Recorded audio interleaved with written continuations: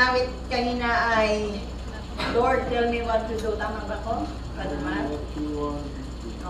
Ano bang gusto? Ano bang nais niyo, Panginoon, na gawin ko? At ang sabi naman po ng ating worship song kanina ay, Hallowed be thy name, thy kingdom come, thy will be done. Kalooban ng Diyos ang maganap sa buhay natin. Isa po muling malamig at mapagpalang umaga sa bawat isa. Palakpakan natin ang Diyos.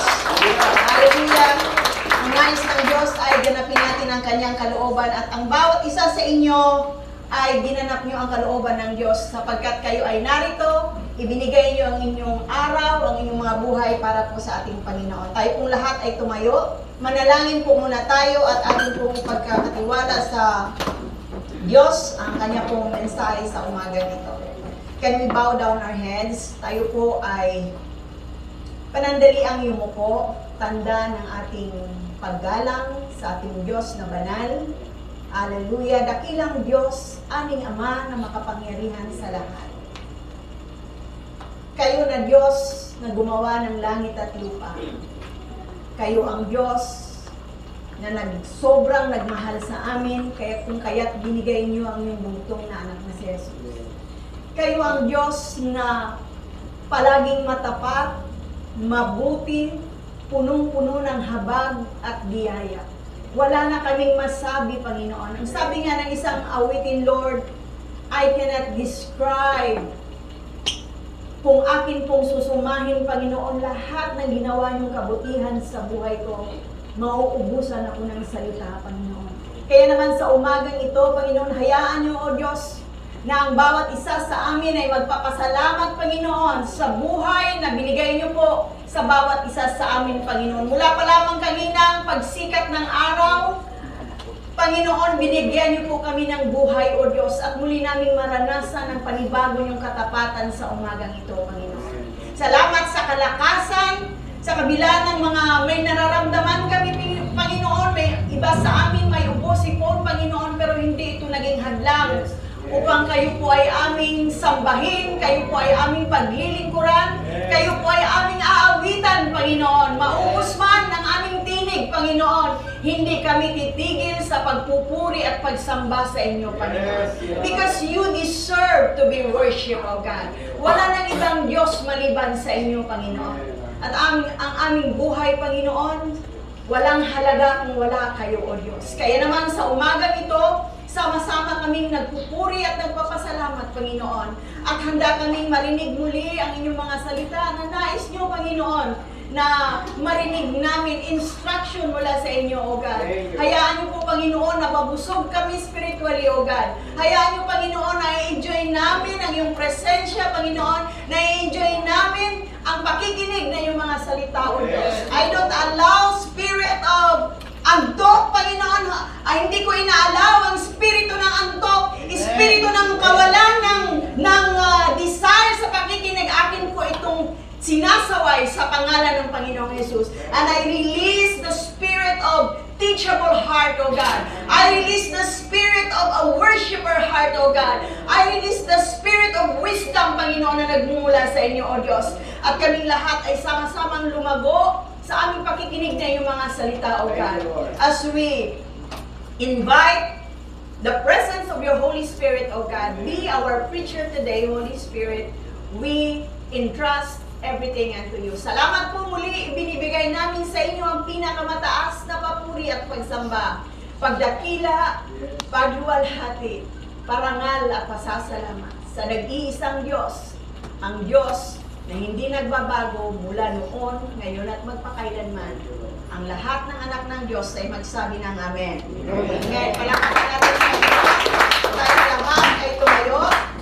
Amen. Umupo. Sorry naman. O, tingnan mo. Gising na gising. Sabi ni Michiko, tayo uli ako. So, purihin ang Panginoon dahil wala pong antok. Wala po bang antok? Wala. Praise the Lord. Walang antok ngayon kasi napakahalaga po ng ating pag-uusapan sapagkat we are now on the last days. Alam niyo po ba yon? Na tayo ay nasa huling araw na po. Kakaiba na po ang mga kalamidad na nangyayari. Alam niyo po ba na sa Saudi, alam niyo sa Saudi ay mainit na lugar. Pero sa Saudi ngayon ay umuulan na ng yelo. Alam niyo po ba yun? Umuulan na ng yelo, lalo na doon po sa bandang amin, sa Taib. Para na siyang US. Yan. So, dito naman sa Pilipinas, punong-puno na tayo ng palagi tayong baha, no? Lalo na doon sa parting Bicol. So, hindi ko na po kasi siguro naman bawat isa sa atin may mga television po kayo sa nakikita nyo sa Facebook, no? Na kung ano-ano na yung kalamidad. Pero hindi po yun ang pag-uusapan natin. Kapag po ba na tayo ay nakarinig ng end times, ano po ang ating nararamdaman? Tayo po ba ay nakakaramdam ng takot? No? Sapagkat meron akong narinig na isang kapatid, sabi niya, Pastor, nakakatakot pala yung, actually si Pastor Toto ang kausap niya, Pastor, sabi niya, binasa ko yung Revelation, nakakatakot pala. Actually, the book of Revelation, hindi po siya nakakatakot. Siya po ay isang inspirasyon para ano yung maging stand natin nitong huling mga araw na. Amen? Ang pamagat po ng, ayun, meron nga akong good news sa inyo. Yun nga po, sa nagaganap ngayon sa atin ay mayroon pong sulat na ipinadala sa atin ng Lord. At ito po ay matatagpuan sa Revelation chapter 2, the 7 letters of God to the churches of Asia. Yan, letters to the 7 churches of Asia. Okay. Ang sulat po, hindi na po siya uso ngayon, di po ba? Sa mga pinanganak dito ng, o buhay na ng mga 1980s, sino po dito sa inyo ang nakatanggap ng love letter? Yung niligawan kayo, dito, mga ano na to eh, new generation. Dito lang ako sa bandang kanan. Sino dito ang nakatanggap ng love letters? Yung niligawan kayo sa pamagitan ng sulat. Yun, may nagtaas ng kamay doon. Yan, kasi nung kapanahunan po, nung 1980s to 1990s, wala pa pong cellphone, wala pang mga internet. So, kapag may gusto kang iparating, susulat ka. Yan. Nung ako po ay nasa Saudi 1990s po ay wala pang cellphone. Kaya kapag nagpapadaan ang aking pong nanay ay may gustong sabihin sa akin ay sa pamamagitan ng sulat. At itong sulat po ay makakarating po ito after 2 to 3 weeks. So, ganun po katagal ang ano ng delivery ng mail noon. So, kapag kunyari, sumulat ka niyong December, manghingi ka ng pamasko sa ninang mo, sasagutin niya yun, patapos na ang December. Ganun katagal ang sulat noon. Pero ngayon, may mag-text lang sa'yo, 5 minutes pa lang, ako, hindi sinisin yung message ko no? Parang sumama na ang loob. Yung pala ay nalubat lang naman, o di kaya wala lang load, o di kaya hindi nakasaksak, hindi lang na rin ang message. Masyado na tayong time conscious. Conscious na tayo. At hindi ako ni-reply nito, pero alam niyo po ba nung kapanahonan na ang tagal bago ka makatanggap ng reply. So bakit ko binibigyan ng diin ang sulat? Sapagkat ang Diyos po ay meron din po siyang letter sa atin. Meron siyang love letter sa bawat isa sa atin. At ito po ay sa pamamagitan ng vision ni John. No? Si John po ay itinapon siya doon sa island of Patmos. Kaya nagkaroon siya ng vision. At alam niyo po ba doon sa vision niya, kinausap siya mismo ni Jesus. Yan, nakaranas na po ba kayong managinip na si Jesus mismo ang nakipag-usap sa inyo? Kunyari sabi niya, Lian. Pero panaginip lang, vision. No? Ito yung sasabihin ko sa iyo. Ito po yung nangyari kay John, doon po sa island of Patmos. So, aaralin po natin ano po ba yung pinarating doon. Sabi ni Jesus, ito yung nais kong iparating mo sa 7 church ng Asia. So, isa-isahin po natin ano ba yung mga sulat na nais iparating ni Jesus sa bawat iglesia nung kapanahunan. So, number 1, okay, to the church of Ephesus. Sa Revelation chapter 2, verse 2 to 4. Alam nyo ba yung Church of Ephesus? Sila yung active church, sound in doctrine, but deficient in love. So, basahin po natin. Bakit nasabi niyo po ito? Okay, sa Revelation chapter 2, yan. Sabi dito, I know your deeds. Yan. Sabi nung angel, sabi niya, isulat mo ito.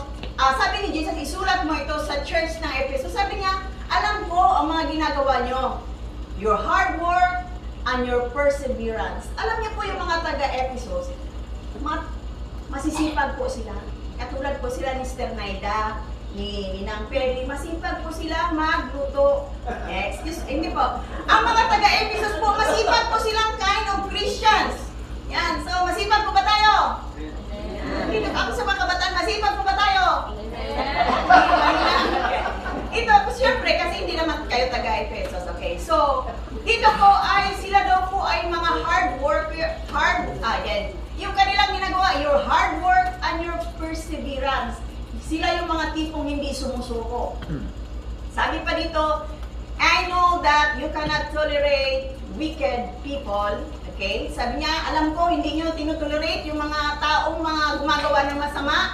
That you have tested those who claim to be apostles but are not. Sabi niya, tinitest nyo, inaaral nyo kung yung mga nagtuturo sa inyo ba ay tama ba yung tinuturo niya. Baka hindi na siya naayon sa Bible, hindi na siya naayon. At sabi pa dito, and have found them false.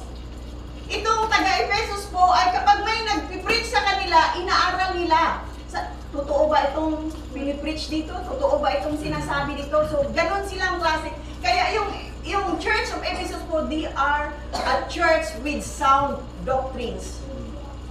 Yung kanina po sa Bible study natin, inaaral po natin about doctrines. So, ito po yung klase ng mga tao sa Ephesus. Pero meron din po silang kahinaan. Ang sabi po dito is, yet I hold this against you. Kaya lang meron na akong masasabi sa inyo, sabi ni Jesus. You have forsaken the love you had at first. Sa ibang translation po, ang pagkasabi po dito, you have forsaken your first love. Pwede pakibalik sa previous slide.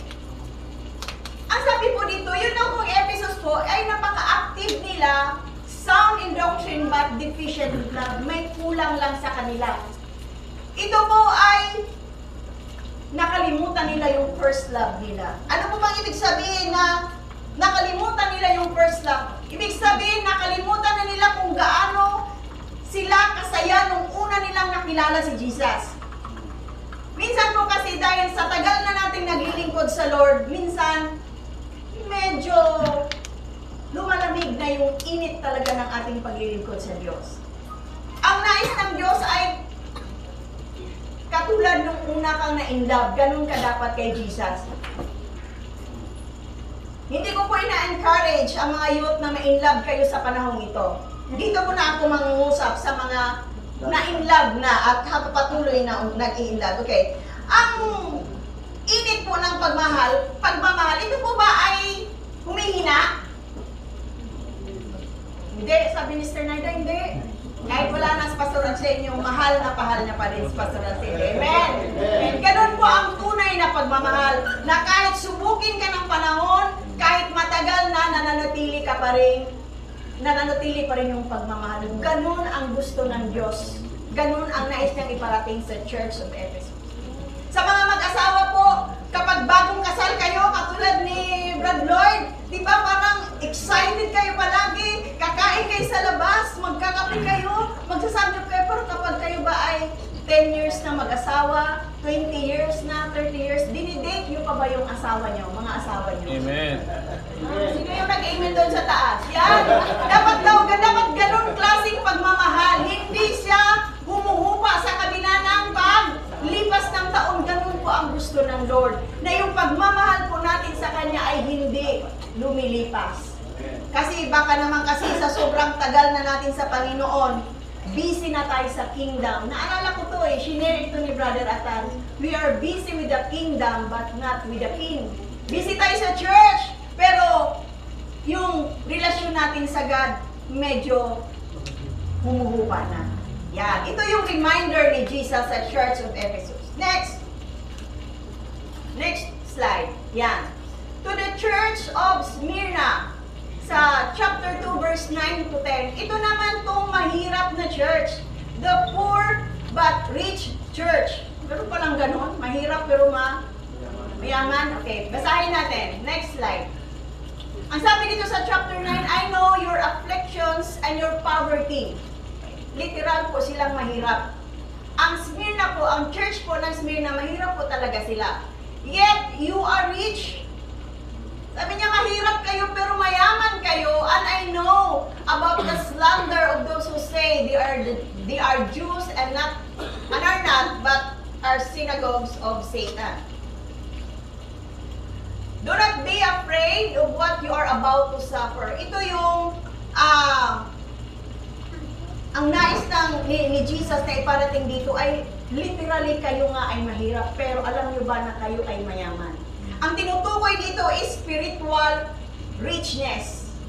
Ano pong ibig sabihin nung sinabi ni Jesus na mayaman kayo? Dito po ay sinabi ni Jesus na in spite of, sabi kasi dito, I know about the slander of those who say, alam niyo po ba ang mananampalataya noong unang panahon ay palagi silang sinisiraan? Itong church ng Smyrna po, wala nang ginawa yung mga Jews, sinisiraan sila, slander, di ba? Alam niyo po yung slander? Yung parang naninirang puri. Okay, ano ba ang slander? A slander is a false spoken statement damaging to a person's reputation. Yan. Sa atin po mga mananampalataya, sa mga estudyante, nakaranas na po ba yung chinismis kayo? Na hindi naman totoo? Yeah, di ba? Ayan, nakangiti sila, oh.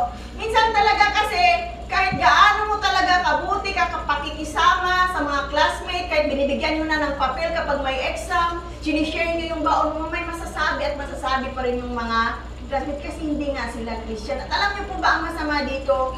Mga Jews pa po yung naninira sa church na ito. Pero dahil sila ay, ang kanilang pananampalataya ay hindi natitinag. Kahit sila ay sinisiraan, hindi sila natitinag. Kaya sinabihan sila na kayo ay mayaman. Kapag pala tayo ng mga Kristiyano ay nakakaranas tayo ng mga ganitong klase ng persecution na sinisiraan tayo pero hindi ka nagpapatinag, hindi ito nagpapatigil sa paglilingkod, ang tawag pala sa iyo ay mayaman.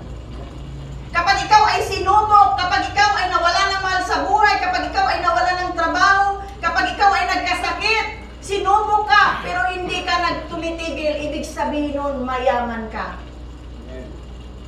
Intindihan niyo po ako. Alam mo ba, Sister Lane, na mayaman ka? Yes? Ang ating kapatid ay sinubok ng isang sakit na medyo hindi ganun siya kadaling. Sabihin ko na lang, dumaan na cancer survivor siya. Pero nagpatigil ba ito sa kanya sa paglilingkod? Hindi. Kaya ibig sabihin kapag tayo ay dumaan doon sa punto na parang Lord, ayoko na, pero nagpapatuloy ka pa rin, ibig sabihin, mayaman ka spiritually. Amen. Kapag ang finance mo ay medyo from 100,000 naging 100 pesos na lang, maglilingkod ka pa rin ba sa Diyos? Amen. Amen. Kapag nawalan ka ng trabaho, maglilingkod ka pa rin ba sa Diyos? Amen. Kapag nawalan ka ng mahal sa buhay, naku Lord, iniwan ako ng asawa ko, ano na lang ang gagawin ko, mag-isa na lang ako bilang single parent na lang ako. The more na lalapit tayo sa Diyos sapagkat kapag dumanas pala tayo sa pagsubok at ito ay ating napagtagumpayan, ibig sabihin, ikaw ay mayaman. So, sino nito ang mayaman? Amen. At ang kamay! Lahat ng pinagpala ng Diyos, lahat tayo ay mayaman. Sapagkat kung hindi ka mayaman, wala ka ngayon dito sa lugar na ito. Alam niyo po ba kung bakit? Wala kayong pamasahe. Wala kayong pabili ng gasolina. Hindi, joke lang. Pero ako po ay naniniwala na lahat ng naanak ng Diyos ay nakadestin para po sa isang masaganang buhay. Amen. Sapagkat pangako po yun ng Diyos sa atin. At ang sabi ng Diyos doon sa verse 10, do not be afraid. Huwag kang matakot. Sasamahan kita. Next, the Church of Pergamum. Narinig niyo po ba ito? Church of Pergamum sa chapter 2, verse 13 to 14. Basahin po muna natin. I know your works, and where you dwell, where Satan's throne is. And you hold fast to my name and did not deny my Father. Hindi nila dinideny. Okay. Pero ito, sa 14 po, but I have few things against you, because you have there those who hold the doctrines of Balaam. Ito, yung mga doctrines nila is doctrines of Balaam. At kung babasahin pa natin ang mga sumusunod na talata, ang sinusunod nila ay yung teaching ng mga Nicolaitans. Yan. So, back doon sa previous, Yan. So, ano po ba ibig sabihin ng heretical? The heretical church, one who follows his own self-will. Yan. Yung sinusunod niya daw yung gusto niya. May mga church palang gano'n, no, na sinusunod nila yung gusto nila. Believing, practicing religious heresies. Mga heresies, mga sabi-sabi lang. Yan. Ano po ba ang heresies? Is a belief of teaching that goes against the fundamental doctrines of Christian faith. Ang mga doctrines daw ito ay taliwas siya doon sa mga tinuturo sa atin sa Bible. Talagang, kumbaga sa sinasansala nila yung sinasabi ng Bible. Okay, ano pa po ang ibig sabihin dito? Early Christians, sila yung mga early Christians na ang pagkakala nila is it was acceptable to continue in sin without repentance. Ito yung church na ito. Sila yung church na sige, gagawin natin yung gusto natin kasi ligtas naman tayo eh. No? So, kung ligtas ka, mahal ka ng Diyos, pwede ka nang magkasala ulit. Ito yung prinsipyo, ito yung teaching ni Balaam, ito yung teaching ng mga Nicolaitans. Okay.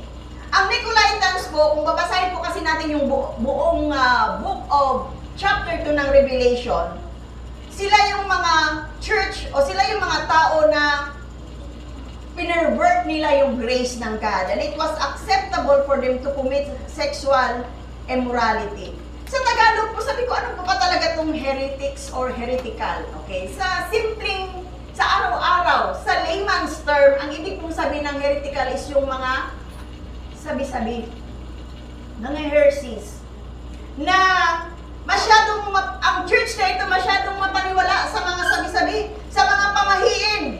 Yan. Meron po ba rito mahilig sa mga pamahiin? Kapag palabas ka ng bahay, nakakita ka ng tumawid yung pusang itim, naku, huwag kang lumabas, malas. Marami mga pamahiin, di ba? Kapag may patay, bawal maligo. Tama ba yun?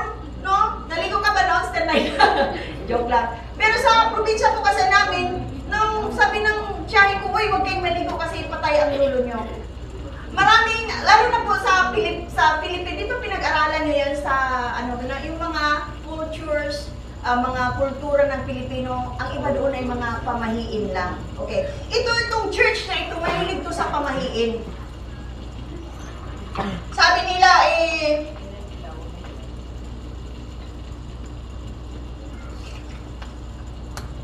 ayan. So dapat pala itong mga pamahiin, hindi ito yung klaseng church na meron tayo. Huwag tayo magpapaniwala sa mga pamahiin. Okay? Hindi naman tayo yon. Okay? Ito po ay mga churches ng unang panahon, ha? Okay. So, next po is number 4. To the Church of Thyatira. Yan. Ito naman pong Thyatira pala, hindi siya Thyatira. Ito yung Church of the False Prophets. Dito po matatagpuan yung mga false teachers. Dito matatagpuan si Jezebel. Basahin po natin chapter 2, verse 19 to 20. I know your deeds, your love and faith.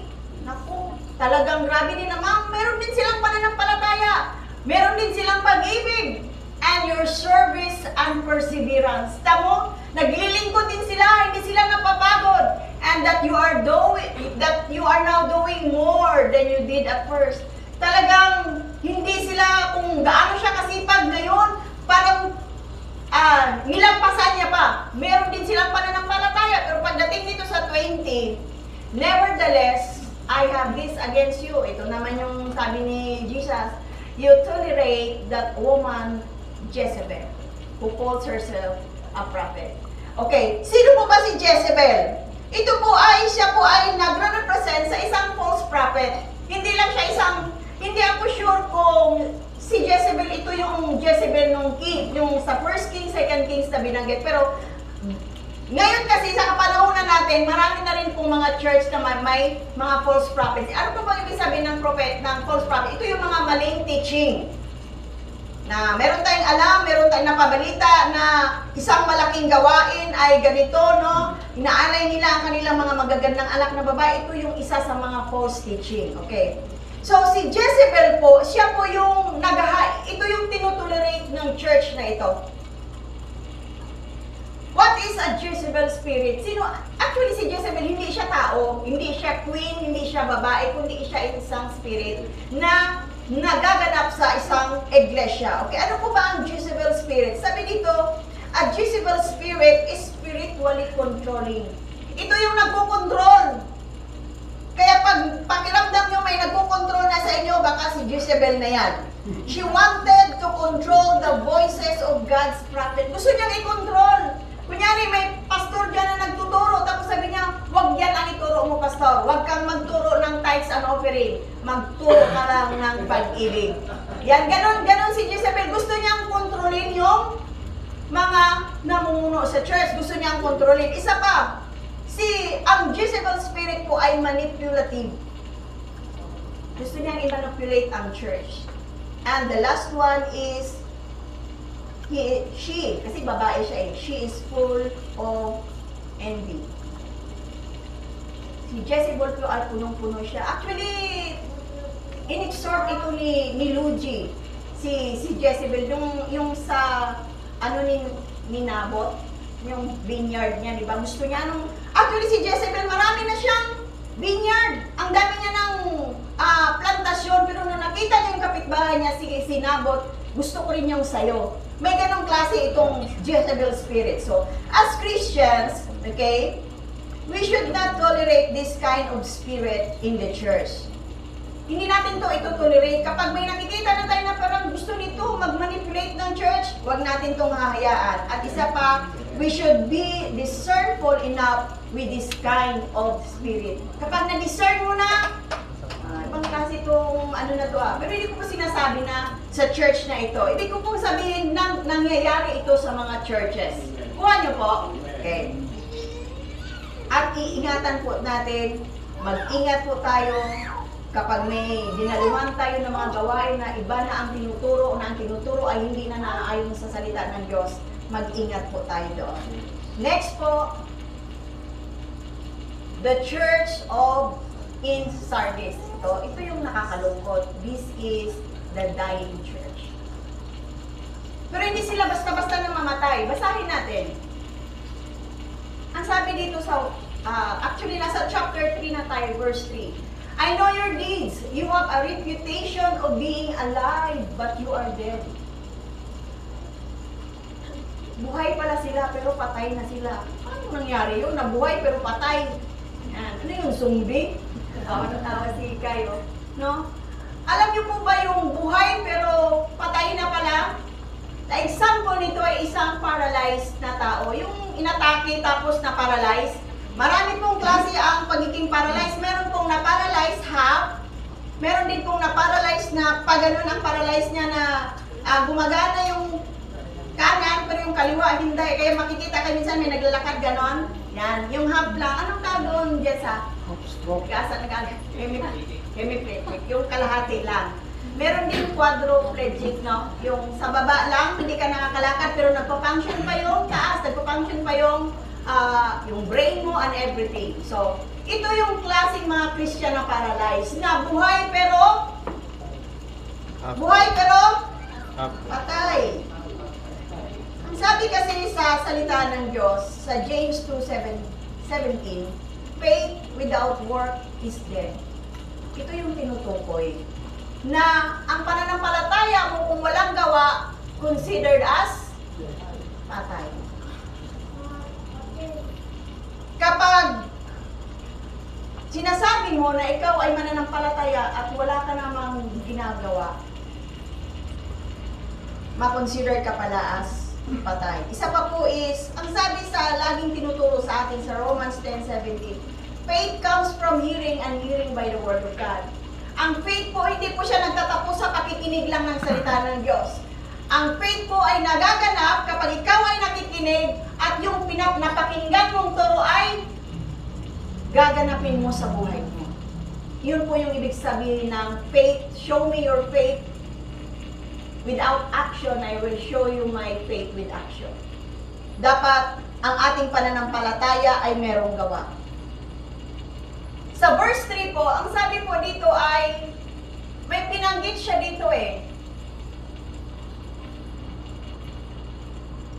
na I have found your deeds unfinished in the sight of God. Ayun o, sabi niya, sa verse 2, wake up! Kaya doon sinabihan sila ni Jesus, wake up, gumising ka! Huwag kang matulog, huwag kang pipikit-pikit. Sabi dito, strengthen what remains and is about to die. For I have found your deeds unfinished in the sight of God. Actually, gumagawa sila ng kalooban ng Diyos pero hindi natapos. Unfinished, ibig sabihin kulang pa, hindi pa tapos. Kapag pinaghuhugas ka ba ng pinggan ay tama na yung nahugasan mo lang yung pinggan? Hindi. Pagkatapos mo maghugas ng pinggan, syempre linisin mo yung natira doon, yung mga kaldero. Ganun po ang ibig sabihin na kapag tayo ay gumagawa sa kalooban ng Diyos, huwag nating iwanang bitin. Do your best for the Lord. Lord, itong paghuhugas ko to, gagawin ko to para sa iyo, Panginoon. Example lang po lang yung paghuhugas ha, baka kasi mamaya mag-agawan naman kayo dun sa kusina, lahat na lang maghuhugas ng pinggan. Next po, malapit na tayo matapos. Number 6. Yan, dito tayo. To the church in Philadelphia. Yan, ito yung loyal church.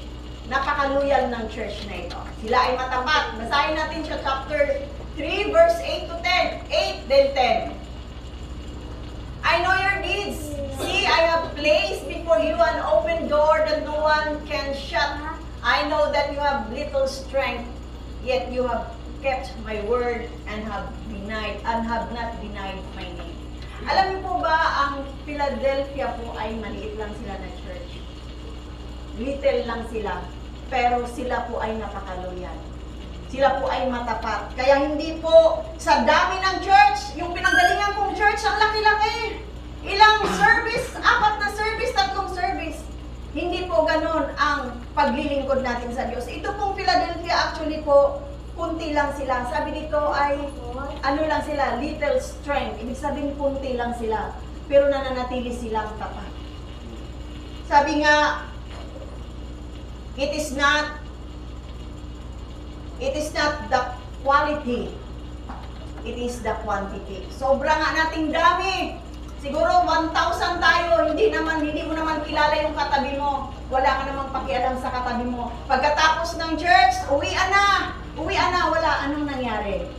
No? Mas maganda yung konti lang tayo, pero kilala mo yung katabi mo, pagkatapos, family tayo. Amen. Kaya ang bawat church po ay unique. Huwag niyo pong i-compare yung church natin sa ibang church. Kasi may sarili din po silang qualities. Kaya maraming Kristiyano po ay palipat-lipat ng church kasi naghahanap sila ng perfect church.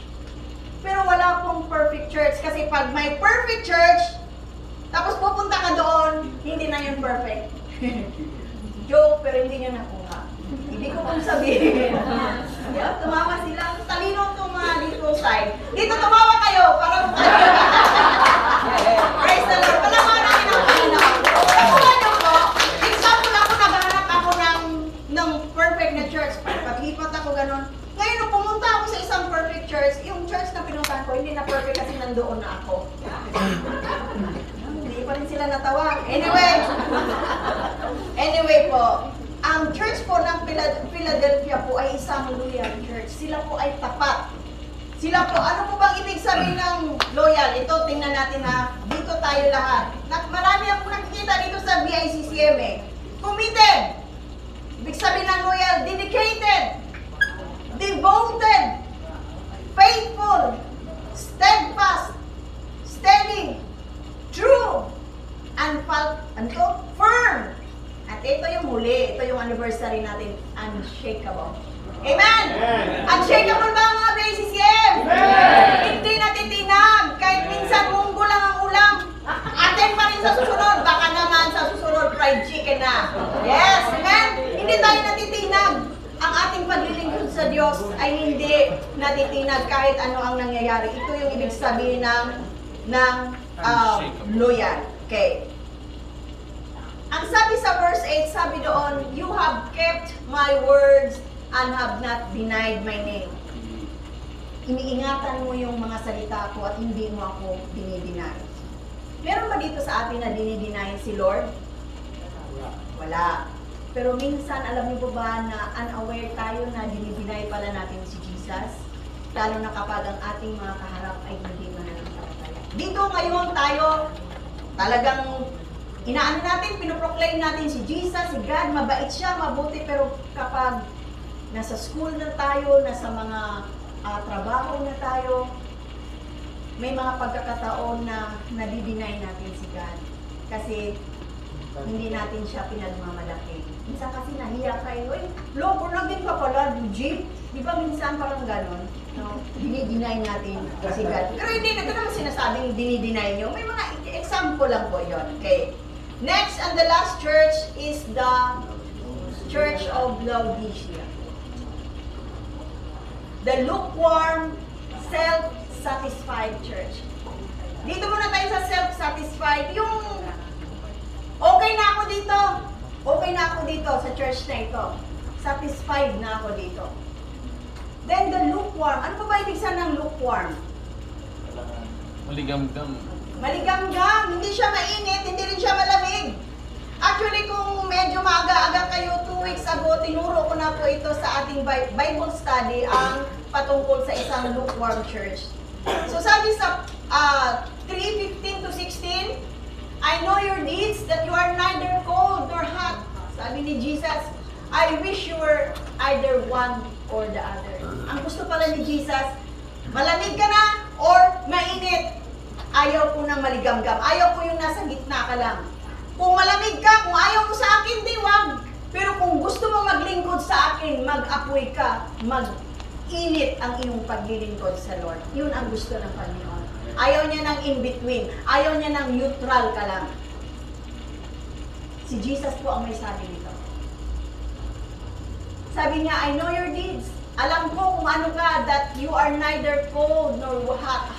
I wish you were either one or the other. Sa 16 po, so because you are lukewarm, anong gagawin daw ni Jesus kapag lukewarm? Kapag maligamgam? I am about to spit you out of my mouth.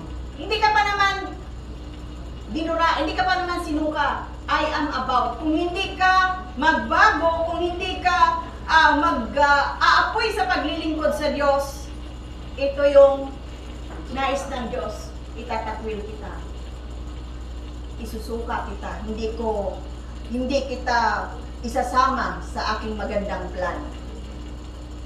Ito po ay, paano ko malalaman, ate, na lukewarm na pala ako? Baka naman kasi, akala mo lang, ganyanin nyo nga yung mga sarili nyo. Di ba mainit naman kayo? O, hindi naman ako lukewarm Pero baka kasi may mga nararanasan na tayong ganito. Okay, how do you know if you are a lukewarm Christian? Number 1, selective hearing. Namimili tayo ng pinapakinggan. Only following convenient scriptures. Namimili lang, ayoko nung malakay written yung tinuturo lagi ng nag-i-exhort dito. Ayoko nun. Gusto ko yung John 3:16. Yan, yung mga ganun doon, namimili. Selective. Number 2, rare prayer. Madalang lang siyang mag-pray. At ang sabi to, reserve for tough times. Saka na lang ako mag-pray kapag may pagsubok ako. Number 3, church as a ano bang pronunciation? Chore o ko? Chore? Yung household. Chore. Dito tayo sa mga medyo chore. Okay. Huwag daw mong tingnan yung pagpunta sa na para lang siyang pang-araw-araw mong gawain. Dapat daw ang pagpunta mo sa church ay meron kang kagalakan. Meron kang joy. Meron kang joy na magpunta sa gawain. Number 4, worldly desires overshadow spiritual growth. Nauuna yung mga makamundong bagay. Number 5, no spiritual growth. Hindi ka lumalago. Not feeling close to God. Naramdaman niyo po ba na parang ang layo niyo sa Lord? Yan pala yan. Lukewarm ka na sa Panginoon. Last po is silent faith. Kapag ikaw ay tahimik lang, nananahimik ka, hindi mo pinagmalaki si Jesus, ibig sabihin, lukewarm ka. Ibig sabihin, ikaw ay medyo maligamgam na sa paglilingkod. Conclusion. Tapos na. Which church do we belong? Saan church tayo na belong? Ha?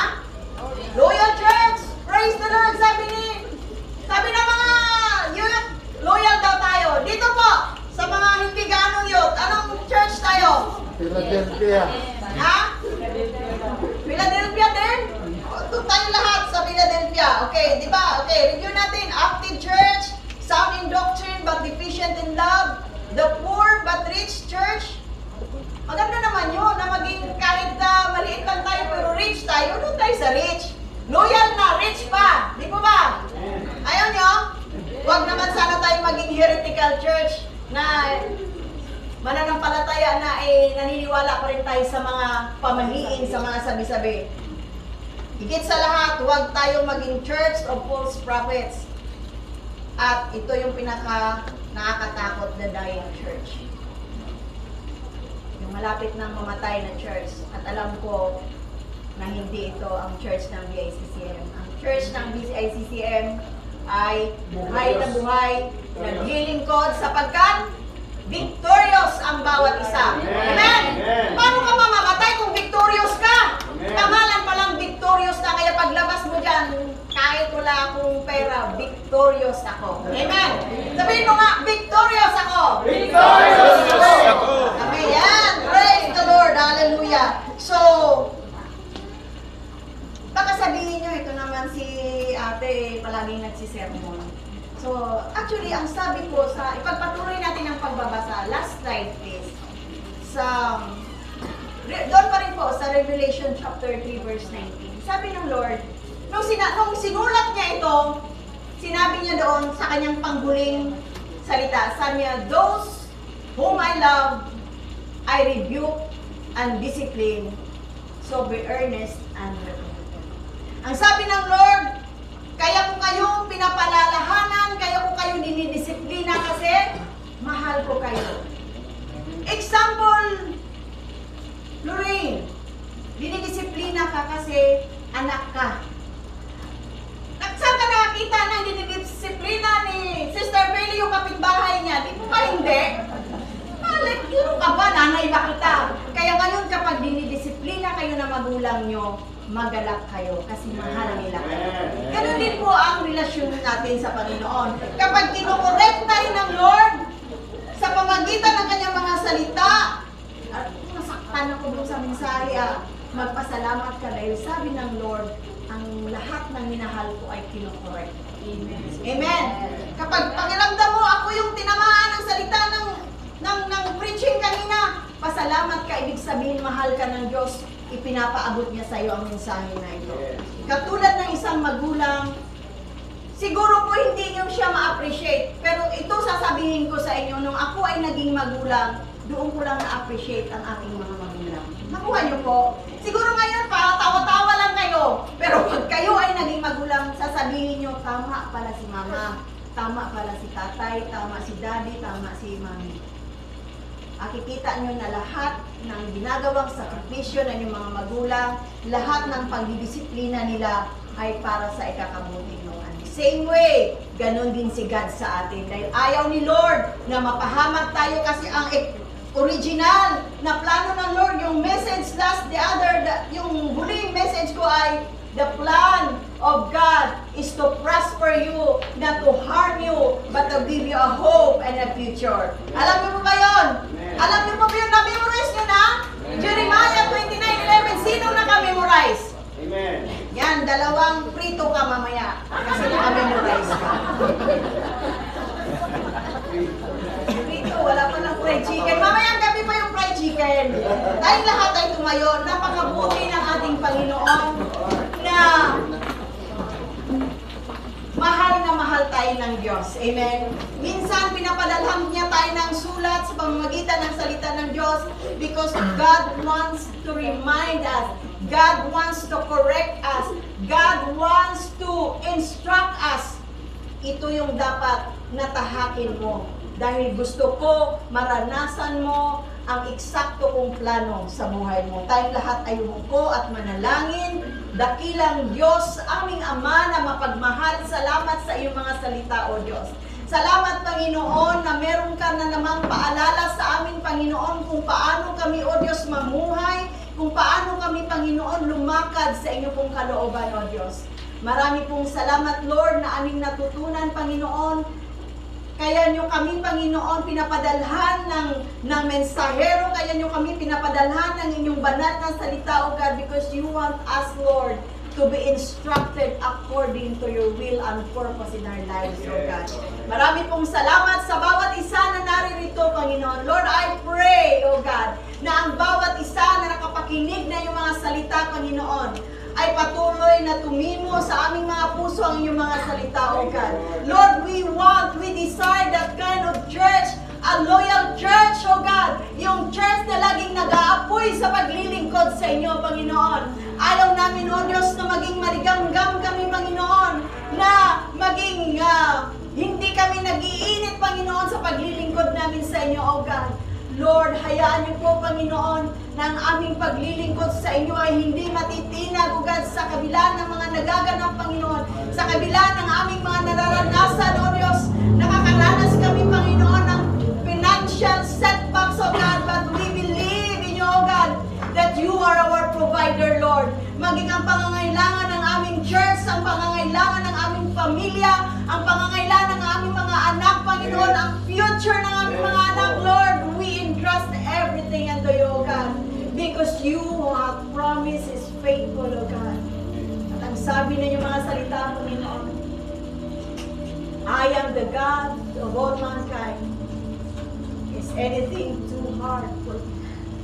Kayo mismo, Panginoon, ang nagsabi, ako ang Diyos ng sanlibutan.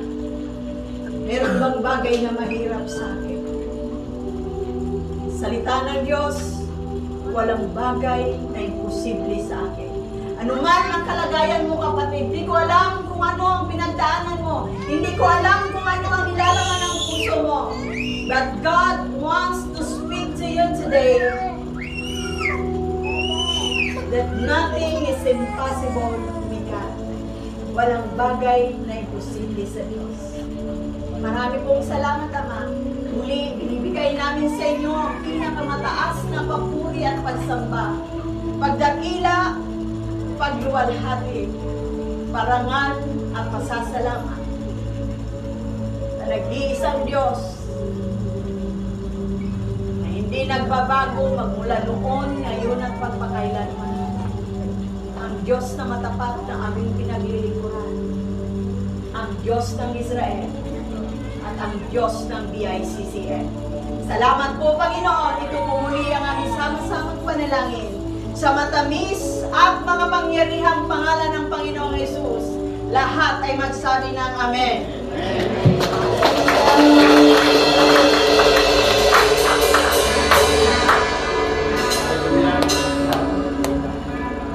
Sige po, manatili po tayo nakatayo. Praise the Lord. Hallelujah. Alam niyo po, yung narinig po nating preaching is actually characteristic of the church. Okay? Nabanggit po yung 7 churches in the book of Revelation. Ang akala ho natin, ito po yung church noon. Pero present din po yan hanggang ngayon. Because yan po ay spirit na namumuhay sa tao. Okay? Nakita po natin ang bawat karakteristik ng mga churches noon ay present pa din po yan sa atin ngayon. Kasi the same spirit na naghahari at nabubuhay sa isang tao. Okay? Alam po natin yan. Okay? So, Itong mga bagay na ito na narinig ho natin, itong salita ng Diyos, actually pinahayag yan ng Panginoong Yesus kay John in the island of Patmos. At sinabi ni Jesus ang kalagayan ng mga churches niya noon. And I believe Ito din po ang ibig sabihin sa atin ng Panginoon. Ibig na iparating sa atin ng Panginoon. Ako'y naniniwala na bawat salita ng Diyos na ipinapahayag dito sa pulpito ay iyan po ay salita ng Diyos sa atin. Amen? Hallelujah. So ako po, kung tatanungin niyo po, anong klaseng church ako? Okay. Ako yung church na ang gusto ko po, yung talagang si Jesus ang nag-build sa akin. Kanina, katulad ng sinabi po doon sa Matthew chapter 16 verse 18. Pakibukas po ng ating Bible, dyan po sa monitor ho natin. Kasi hindi naman lahat ay may Bible o nadala. So nandiyan na po yung ating mga Bible. Nung araw, ang mga tao ay pumupunta sa mga sinagoga para makinig ng salita ng Diyos. And the Bible was open during the time. Ito naman ngayon tayo. Dahil ang tawag ko sa atin ngayon is the modern day church. Modern na po kasi ang panahon ngayon di ba? Lahat ay nasa internet. Okay. I tell you that you are Peter. Sinabi ng Panginoon. Kanina kay John, ngayon kay Peter naman sinabi. I tell you that you are Peter, and on this rock I will build my church. Who is the builder of church? Jesus Christ. Kaya dapat tayo yung church na si Jesus mismo ang builder. Amen? And the gates of hell or Hades will not overcome it. Amen? Hindi tayo pwedeng i-overcome ni Satan, even the gates of hell. Dapat po maintindihan mo natin. At tayo po yung dapat. Amen? Kaya i-aim po natin na tayo po yung church na yon na binibuild ni Jesus dito po sa BICCM. Amen? Are we the church of Jesus Christ? Hindi po yung Church of Jesus Christ of the Latter-day Saints. Okay. Kasi meron din gano'n, di ba? Yung mga Mormons nakalagay doon. Church of Jesus Christ of the Latter-day Saints. Okay. So, hindi po yun, mga kapatid. Ang totoong mga mananampalataya, totoong church na binibuild ni Jesus, of course, masunurin yan sa Kanya. Amen? Sapagkat sabi ni Jesus, if you love me, you will obey my commandments. Sige po, dahil meron po tayong communion or Lord's Supper, sino po ang naka-assign na mag-distribute ng mga elements? Please, habang umaawit po tayo ng awitin at habang dinidistribute po yung mga elements of Last Supper or communion, ay awitan po tayo ng ating music team. Sige po. Hallelujah.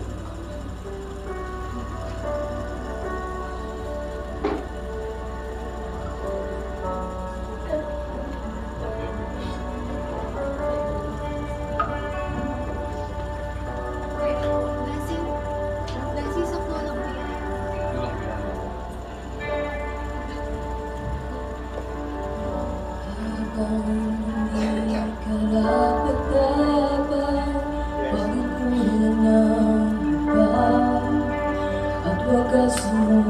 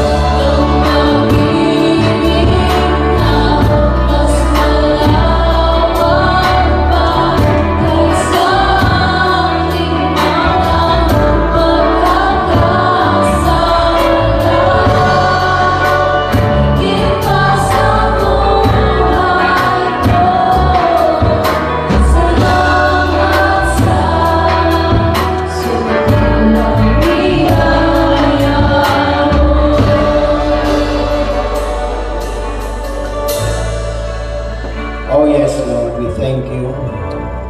Bago po tayo mag-partake, kailangan po natin munang maintindihan. Sabi po dito sa salita ng Diyos, "Wherefore whosoever shall eat this bread and drink this cup of the Lord unworthily shall be guilty of the body and the blood of the Lord." Kailangan maunawaan po natin na bago tayo mag-partake ay maintindihan po natin na si Jesus ay may ginawa sa ating mga buhay. Yan. Ano ba ang ginawa ni Jesus? Siya po ay namatay para sa ating mga kasalanan. Okay. At siya ay muling nabuhay para sa ating kaligtasan. Okay. Ating intindihing maigi na kailangan worthy daw tayo. Kailangan meron tayong kaisipan na siya talaga ang dapat nagmamay-ari ng ating buhay. Kasi tinubos niya tayo sa ating mga kasalanan eh. Hindi po ba mga kapatid? Pinatawad niya tayo. Na ikaw ang nakakaalam kung talagang tunay na tinanggap mo siya sa iyong buhay, tinanggap mo siya bilang Panginoon at tagapagligtas ng iyong buhay, you are worthy to partake the bread. I believe, meron pa po ba dito na hindi kilala si Jesus? Meron pa po ba dito na walang kaalaman patungkol kay Jesus? Okay, si Jesus ay namatay, inilibing, at nabuhay na muli. At kailanman hindi na siya po mamamatay.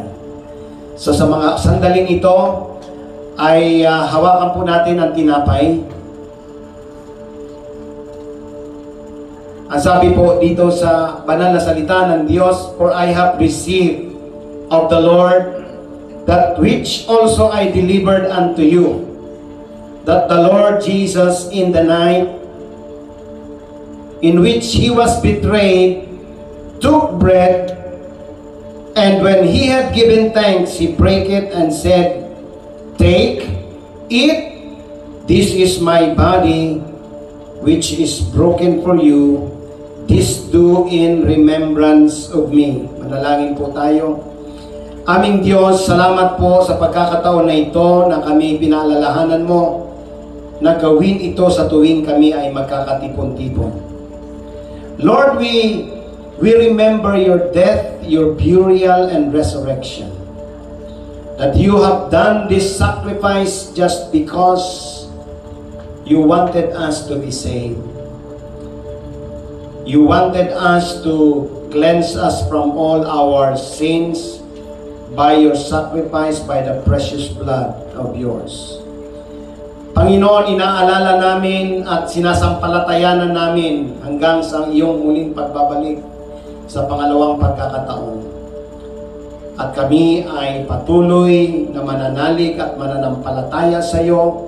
Ikaw ang aming Panginoon na nagbuhos ng iyong sakripisyo, dugo at paghihirap sa amin.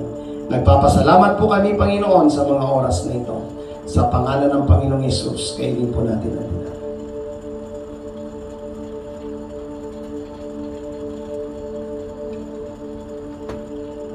And after the same manner, also He took the cup, and when He had supped, saying, This cup is the New Testament in my blood. This do ye as often as you drink it in remembrance of me. Taas po natin ang saro. Yes, Lord, we thank you once again. Sa mga sandaling ito, Panginoon, inaalala namin ang pagkapako mo sa krus at pagdaloy at pagdanak ng iyong banal na dugo. Ito po ay para sa kalinisan namin, Panginoon, at sa ikapagpapatawad ng aming mga kasalanan. Thank you for your precious blood, Lord Jesus, that cleanses us from all our sins. We remember, Lord, your sacrifice in the cross of Calvary. This we pray in the mighty name of Jesus. Inumin po natin. Hallelujah. Hallelujah. Muli tayong manalangin. Yes, Lord, we thank you for the victory today. Thank you, Lord Jesus. We remember all that you have done in our lives, O Lord. Maraming salamat sa inyong kabutihan, Son. Thank you, Lord, for making us your church that remembers you, Lord. At patuloy namin ipapahayag sa mundong ito that we are the Church of Jesus Christ. Thank you, Lord. Salamat sa iyong kabutihan sa amin. Tulungan mo kami, Panginoon, sa araw-araw naming pamumuhay na kami ay mamumuhay sa iyong kalooban. Ang iyong mga salita, ang iyong kalooban ang siyang maghahari sa amin, Panginoon. Salamat at gagawin mo kami, Panginoon, na mapagtagumpay according to your word, Lord God. Salamat ng maraming at Panginoon sa mga oras na ito. Tinataas ko po ang aking mga kapatid na nagbigay sa iyo ng panahon. Oh yes, Lord. Salamat. Ibubuhos mo ang masaganang pagpapala sa bawat isa sa amin, Panginoon.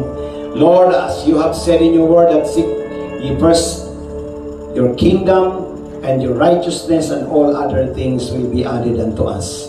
Thank you, Lord, for the provision of our finances, Lord. Thank you for the provision of our healthy body, Panginoon. Salamat. Thank you, Lord, sa trabaho, Panginoon. Thank you sa negosyo, Panginoon, na iyong pagpapalain, O Diyos. At salamat sa mga ibibigay mo pa, Panginoon, ng mga additional blessings sa amin, Panginoon. Thank you, Lord. And even, Lord, tuturuan mo kami. Even na walang blessing, Panginoon, magpapatuloy ang loyalty namin, Panginoon, sa paglilingkod sa iyo, Panginoon. As you have given us your word, Panginoon, doon po sa mga churches, Panginoon, na nagpapatuloy kahit na sila, Panginoon, ay naghihirap, kahit sila, Panginoon, ay dumadaan sa pagsubok, we will continue to serve you, Lord, in the name of Jesus. Salamat, Panginoon, ng marami at hanggang sa matapos ang araw na ito, Panginoon, ay hinihiling namin ang iyong presensya sa amin, Panginoon.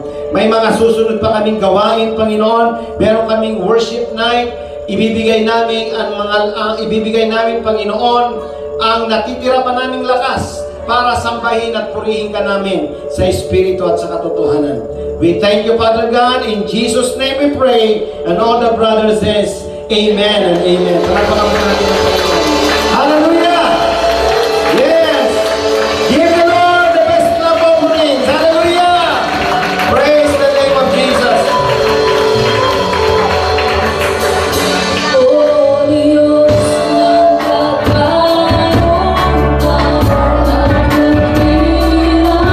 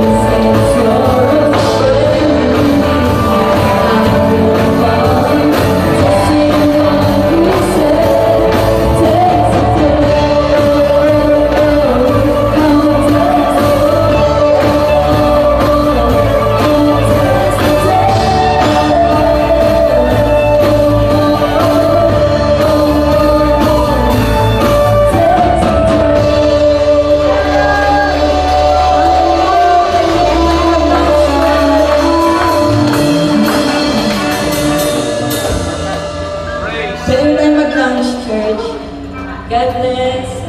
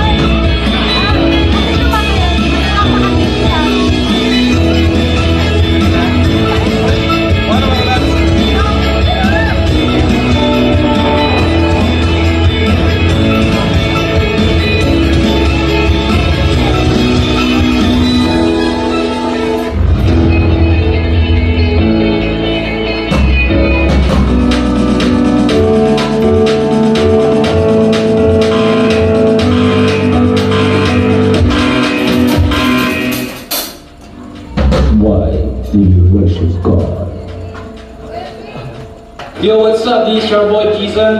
And the reason why we worship God is because of the Bible verse John 3:16. I know all that. So I can continually serve and praise God with a delightful heart. I worship God because He is the highest and greatest, and worthy to be praised with my string instrument. To express my gratitude and love for God. Because He is great and worthy to be praised. Because He guides my path in life. I worship God because He's my Savior. Because He is my God. I worship God because of what He has done for me. He alone is worthy to be worshipped. I worship because of who God is. He's the King of Kings and Lord of Lords, and He is worthy to be praised. I worship God because through worship, I can offer my appreciation and adoration to Him. I worship God because He is my fuel, my life, and my salvation. Because He is my Creator. Hello guys! So, why do I worship God? I worship God because He sent Jesus Christ to die for us, to free us from our sins. I worship God because He's my spiritual father and He gave me a purpose.